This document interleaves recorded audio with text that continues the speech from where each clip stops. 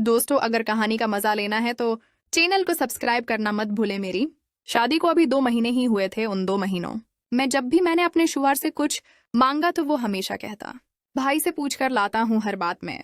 मेरे शौहर अपने बड़े भाई की इजाजत लेते थे। मेरा दीवर मेरे शौहर से बड़ा था, लेकिन अभी तक उसकी शादी नहीं हुई थी। एक दिन मैंने अपने शौहर से पूछा, तुम्हारे भाई ने शादी क्यों नहीं की?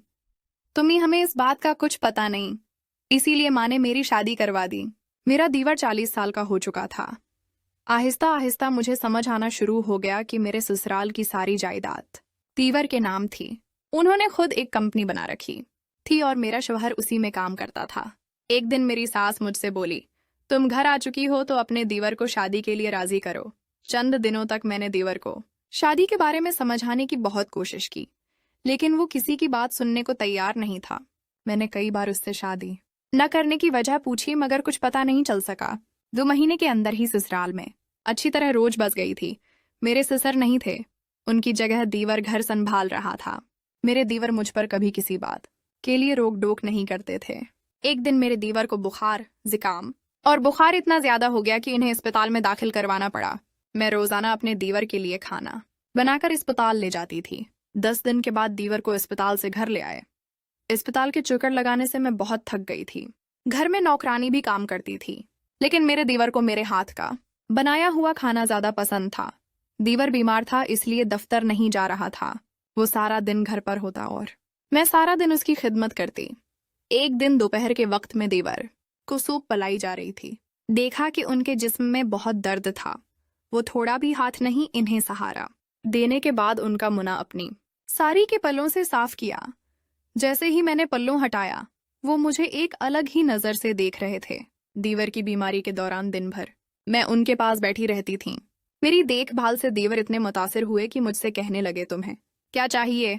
जो भी तुम्हें चाहिए होगा मैं तुम्हें दिलवा दूंगा। मैंने कहा, पिछले हफ्ते मैंने एक नया सोना का हार देखा था, उसे लेने की मेरी बहुत ख्वाहिश थी, लेकिन मेरे शौहर ने पैसों की कमी की वजह से उसे लेने से इनकार कर दिया था। मेरी बात सुनकर वो कहने लगा, तुम्हें वो हार पसंद आया था तो तुम मुझे बता देती, मैं उसी वक्त तुम्हें ले देता। फिर उन्होंने फौरन अपना कार्ड मुझे दे दिया और कहा, शाम को जा कर वो खरीद कर ले आना। मैं खुशी से झूम उठी।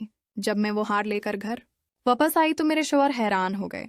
कहने लगे, भाई ने मुझे कभी इतनी महंगी शॉपिंग नहीं कराई। मुझे यकीन नहीं आ रहा कि उन्होंने तुम्हें इतनी बड़ी रकम कैसे दे दी। कुछ दिन बाद कंपनी की एक अहम मीटिंग दूसरे शहर में हुई। मेरे दीवर ने मेरी शादीशुदा जिंदगी को थोड़ा वक्त मिला, क्योंकि मेरे शौहर अभी सही हयाब हो रहे थे। वो 4 दिन के लिए शहर से बाहर चले गए थे। सुबह जब मेरा शौहर सफर पर निकला, मैं नहाकर अपने कमरे से बाहर आई। मेरे बाल अभी भी गीले थे। अचानक मेरे दीवर ने मुझ वो बस्तर पर लेटे हुए थे और बोले, मुझे भूख लगी है, नाश्ता बना दो। मैं फौरन नाश्ता बनाकर ले गई। जब मैं उन्हें नाश्ता दे रही थी तो उन्होंने मेरी तरफ देखकर कहा, गीले बालों में तुम और भी खूबसूरत लग रही हो। मैं हैरान रह गई। ये पहला मौका नहीं था जब मेरे दीवर ने मेरी तारीफ की थी, लेकिन इस बार उनकी आंखों में कुछ अलग सी चमक थी। 4 दिन बाद जब मेरा शौहर वापस आया तो उसने मुझसे कहा, भाई ने तुम्हें हारवा दिया, शॉपिंग के लिए अपना कार्ड दे दिया। अगर वो तुम्हारी इतनी परवाह करते हैं तो तुम इनसे मेरे लिए कुछ पैसे मांग लो, मुझे रकम की जरूरत है। मैंने कहा, ठीक है, मैं उनसे बात करती हूँ। रात को जब मेरा शौहर सो गया, मैं दीवर के पास हल्दी वाला दूध पिलाने उनके कमरे में गई।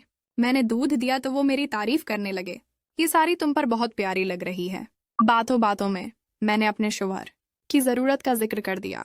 दीवर ने फौरन पूछा, तुम्हें कितनी रकम चाहिए? मैंने अपने नाम से रकम मांगी तो उन्होंने बगैर किसी सवाल के चेक दे दिया। फिर अचानक उन्होंने कहा, जब तुम अपने शौहर के साथ होती हो तो मुझे जलता है, कभी कभी लगता है काश तुम मेरे साथ होती। मैं घबरा कर वहां से चली आई। अगले दिन जब मैंने वो बात अपने शौहर को बताई तो वो हैरान हुआ, मेरा भाई तुम पर इतना मेहरबान कैसे हो सकता है। इस दिन सास अपनी बहन के घर चली गई थी, शौहर दफ्तर गया हुआ था। मैं नहाकर अपने कमरे में साड़ी पहन ही रही थी। इतने में अचानक दरवाजा खुला। दीवर कमरे में आया और बोला, मुझे माफ कर दो। मैंने कहा, कल रात तुमसे गलती हो गई थी। मैंने कहा, कोई बात नहीं, तुम परेशान मत होना। वो माफी मांग के चला गया। रात को जब सब सो गए तो मैं झपके से दीवर के कमरे में गई। वो गहरी नींद में था। अचानक लाइट जल गई। पीछे मुड़ के देखा तो मेरा शौहर खड़ा था। वो गुस्से में बोला, तुम मेरे भाई कि कमरे में क्या कर रही हो। मैं डरते हुए बोली, मैं डॉक्टर को लेकर आई थी ताकि दीवर को इंजेक्शन लगा सकूं। दीवर की आंख खुल गई। वो समझ नहीं पा रहा था, समझ नहीं आ रहा था कि क्या हो रहा है। मेरे शौहर ने कहा, आप फिक्र मत करें, मैं आपको कुछ होने नहीं दूंगा। दीवर ने समझाया, तुम गलत समझ रहे हो, मुझे तुम्हारी बीवी पर पूरा भरोसा है।